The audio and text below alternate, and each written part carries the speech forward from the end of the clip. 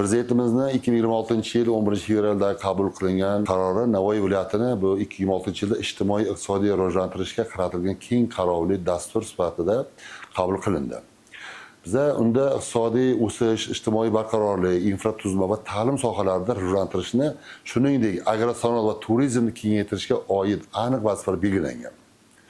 Ayniqsa 19-bandida Qatlash tumani hududida 50 gektar yer maydonidan sanoat zonasi tashkil etish vazifasi belgilangan. Bu yerda tadbirkorlar subyektlarga yer uchastkalarini ajratish va auksion savdolariga chiqarish. Ikkinchidan, suv, elektr ta'minot, kanalizatsiya va avtoyo'l kabi infratuzilma obyektlarini qurish.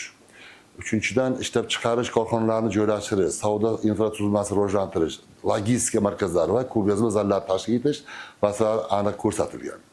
Ana bunda bu tumanimizda amalga oshiriladigan tashabbus viloyatimizda sanoatni rivojlantirish, yangi ish o'rinlari yaratish va mahalliy tadbirkorlik qo'llab-quvvatlashga xizmat qiladi. Tadbirkor sifatida hozir qiladigan ishlarimiz mana shu parrandachilik fabrikasini biz 26-yilda 1.3 gektar yer maydonidan yangi fabrikamizni, yangi tovuq sonlarini ko'paytirib 250 boshga kengaytirib, fabrikamizda yangi ish o'rinlari yaratish, oziq-ovqat bozoriga kirishimiz, kengaytirgan holatda talablarni o'sha tuxum sonini ko'paytirishni oldi maqsad qilganmiz yangi loyihamiz asosida.